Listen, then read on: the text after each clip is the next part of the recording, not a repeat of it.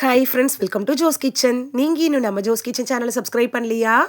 சட்டுன்னு சப்ஸ்கிரைப் பண்ணிவிட்டு லைக் பட்டனை தட்டி விட்டுட்டு வாங்க வீடியோக்குள்ளார போகலாம்.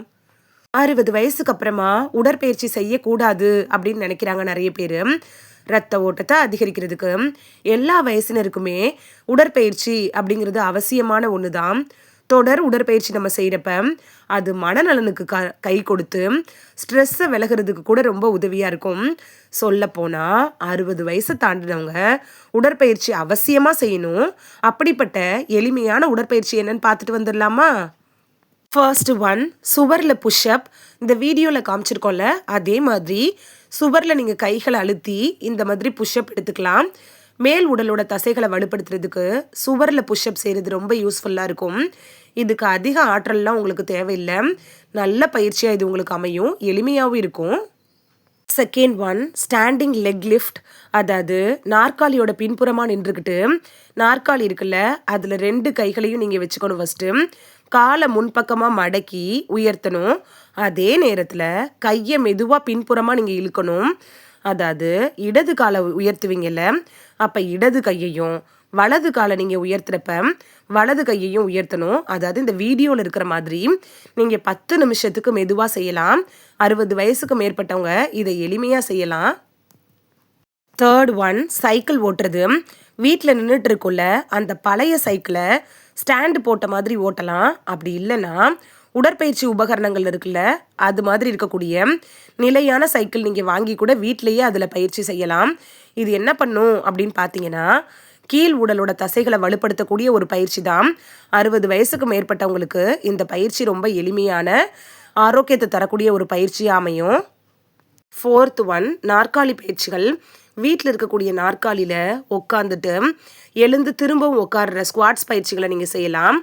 இதனால கீழ்த்தசைகள் வலுவாகும், உடலோட சமநிலை மேம்படும். அப்படி இல்லைன்னா இந்த வீடியோவில் காட்டியிருக்கோம்ல, அது மாதிரி உட்காந்துட்டு ஒரு காலாக மாற்றி மாற்றி தூக்கி தூக்கி இறக்குற எக்ஸசைஸை கூட செய்யலாம். இதை 10 வினாடிகள் நீங்கள் தொடர்ந்து செய்கிறப்ப கால்களில் இருக்கக்கூடிய சதை பிடிப்பு 60 வயசுக்கு அப்புறமாகவும் சரியாகும். Fifth one, to lifts. அதாவது கெண்டைக்காலை மேலே உயர்த்தின பயிற்சி.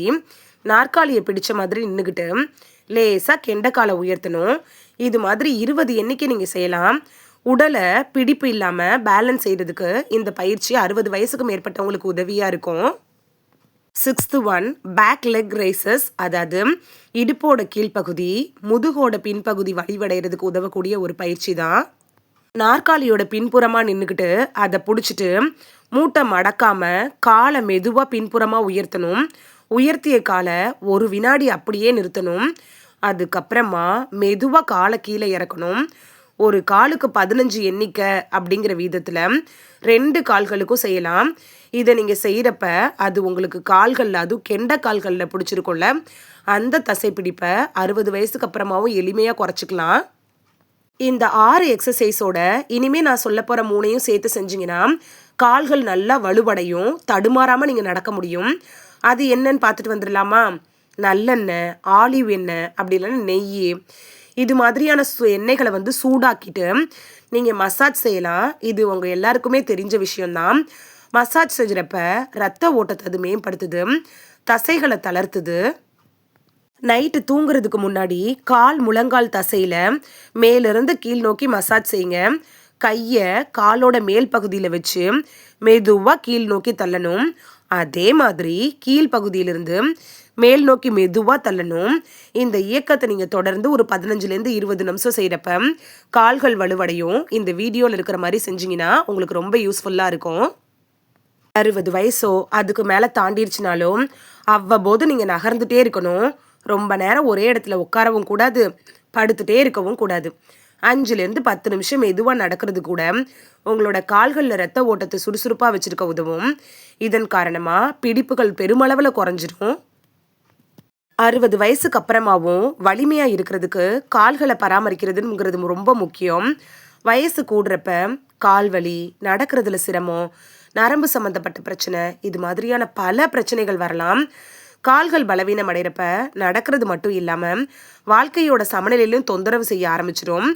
இந்த வீடியோவில் 60 வயசுக்கு அப்புறமாவும் கால்களை வலுப்படுத்தி பிடிப்புகளை தகர்த்தக்கூடிய 6 விதமான எக்ஸசைஸ் என்னன்னு தான் பார்த்தோம். இது ரொம்ப எளிமையாக இருக்கும், உங்களுக்கு ரொம்ப யூஸ்ஃபுல்லாக இருந்திருக்கும் அப்படின்னு நம்புகிறேன். இந்த வீடியோ உங்களுக்கு பிடிச்சிருந்துச்சுன்னா லைக் பட்டனை தட்டி விடுங்க.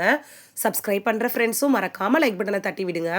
இது உங்கள் ஃப்ரெண்ட்ஸுக்கு பயன்படணும் அப்படின்னு நினச்சிங்கன்னா ஷேர் பண்ணி விடுங்க. நிறைய பேர் சப்ஸ்கிரைப் பண்ணாமல் பார்க்குறீங்க ஃப்ரெண்ட்ஸ். நீங்களும் சப்ஸ்கிரைப் பண்ணிவிட்டு பார்த்தா நமக்கு பவர் கிடைக்கும். நீங்கள் சப்ஸ்கிரைப் பண்ணிவிட்டு பார்க்குறது இது மாதிரியான வீடியோக்கள் தொடர்ந்து போடுறதுக்கு எங்களை மோட்டிவேட் செய்கிற விதமாக அமையும் ஃப்ரெண்ட்ஸ்.